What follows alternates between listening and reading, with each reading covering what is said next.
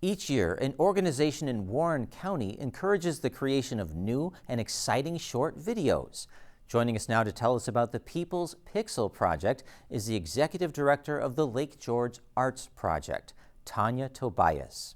Hello, Tanya. Hi, thanks so much for having me. Oh, it's our pleasure. When this video contest began 12 years ago, what goal was it aiming to fulfill? So the goal was really to bring an awareness of the medium to the region. There weren't a lot of exhibition spaces or exhibitions dedicated to video art, and the Lake George Arts Project saw potential in making that opportunity available. And I understand this is one of the first contests of its kind.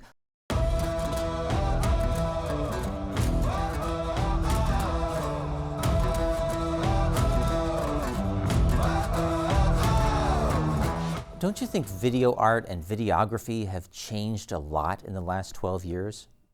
They've changed so much, and not just the tools the artists are using to create the work, but also how we as an organization are able to show the work too.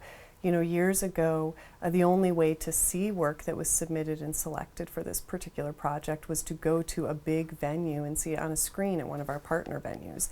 And now we can put everything online, we can share it on social media, and thousands of people have an opportunity to see the work versus, say, maybe 100 or 200 people. Yeah, that's wonderful. I see there's a wide age range for the participants, and unlike years before, the contest is not limited to people who live in or near Lake George. Is that correct? Right. Last year we opened it up to all of New York State, and artists from middle school straight through, you know, I won't guess on the high end, can submit work. Okay, so what kinds of people usually submit videos? You know, it's a really wide range of people that submit work. We have professional artists who have a lot of experience and a long exhibition history in this medium that are submitting their work for the project. And then we have this whole other group of artists that I adore, which are artists that don't consider themselves artists. They're people using their phones or apps that are available to them to make video art, but being an artist is not the end goal for them, right? But they're making art. Okay, well, let's look at the categories people may submit videos for. These are all 3 to 5 minute videos. Looks like you have a narrative category. Yeah, people draw from their own lives and their own stories when they create these pieces. And it doesn't have to be from their own lives. It could be a fictional story that they're trying to tell too. Well, another category is tunes. I picture myself picturing myself there.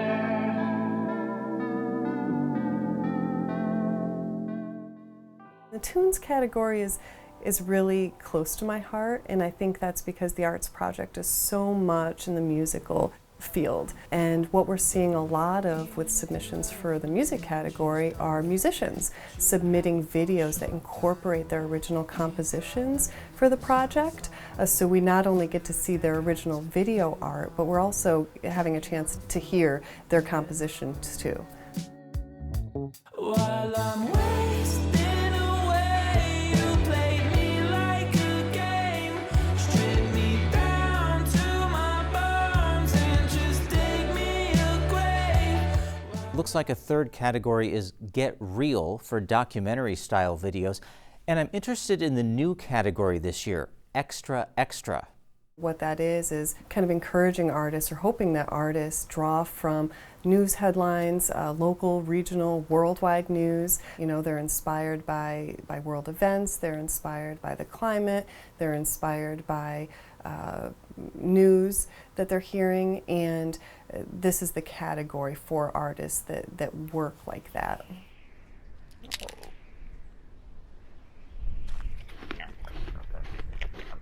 And one of my favorites, the animated category. In the animation category, we see everything from stop motion animation, we see claymation, we see traditional illustration turned into video art.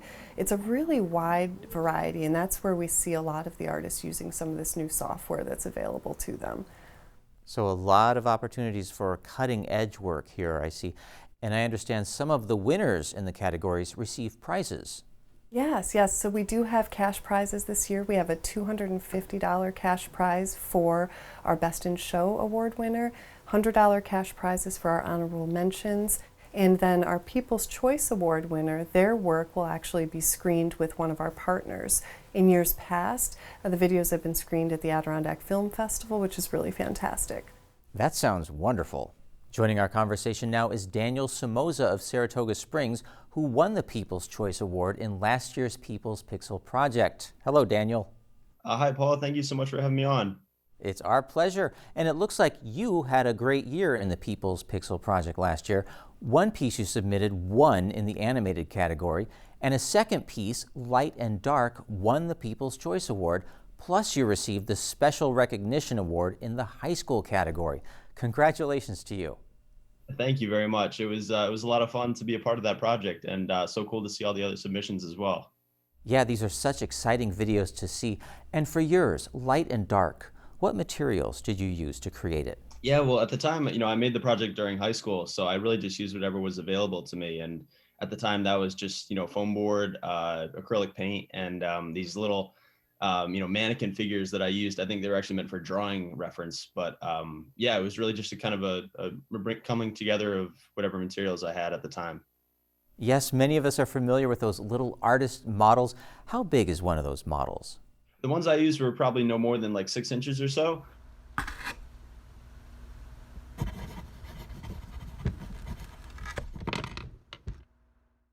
But it was a good starting point, and I think it was a nice way to start with blank slates for characters. Absolutely. And what is the overall message of the piece? I was interested in, I think, exploring more than anything else the messiness of human connection and friendship. Storytelling for me always starts with ambiance. So I started with two visually distinct settings, and then these characters that are polar opposite on the surface, but feel equally isolated in their situations. So in the end, their coming together was an exciting way to explore all the kind of quirky nuances of communication and friendship in a playful but curious way. I like how it starts with stark black and white imagery, and then you introduce color. What did the color symbolize? I think in the particular case of those characters, being alone can be a really tough thing. So it was about kind of showing how great friendship can be and how colorful the world is when you open yourself up in that way. Yeah, you mentioned the messiness of human interaction, and when that color comes onto the screen, it just shows how that messiness can sometimes be beautiful. I think certainly it can, yeah. You were a sophomore in high school when you created the film. What are you doing now? Well, now I go to school in Brooklyn. I go to an art school called Pratt, and I study animation at the moment. I really enjoyed just kind of trying new things. Well, I think that's great, how you're pursuing your passions in animation. So you made Light and Dark while in high school. Did you make it specifically for the People's Pixel Project? I didn't, to be honest. I'd made that for a digital video class in high school.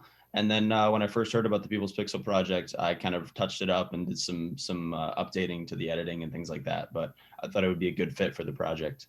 Well, that brings up a great point. So Tanya, these video projects do not need to be made specifically for the People's Pixel Project?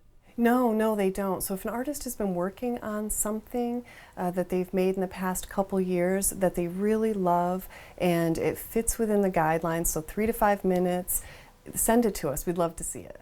We want this to be accessible to everybody. We made the submission process as easy as we could possibly make it. We don't want artists who, or not artists, who are on the fence about submitting work to decide not to for any reason whatsoever. Our application process is just a simple contact form. We're going to ask you for links, either Vimeo or YouTube links to your work, and that's all. We don't have an artist statement, we don't have an artist resume. The things that can sometimes trip up artists that are really kind of emerging, or it's their first time showing their work somewhere. That's fantastic. I'd like to thank you, Tanya and Daniel, for all that you're both doing to advance the art of video in New York State. Thank you very much. And thank you for having me as a part of this. I appreciate it. Yeah, thank you. Thank you so much. You're invited to submit your short videos to the People's Pixel Project right now, and the last day to submit is March 18th. To find out how to submit and how to vote for the People's Choice Award winner, head to lakegeorgearts.org. Spotlight is supported by the Glenn and Carol Pearsall Adirondack Foundation, dedicated to improving the quality of life for year-round residents of the Adirondack Park.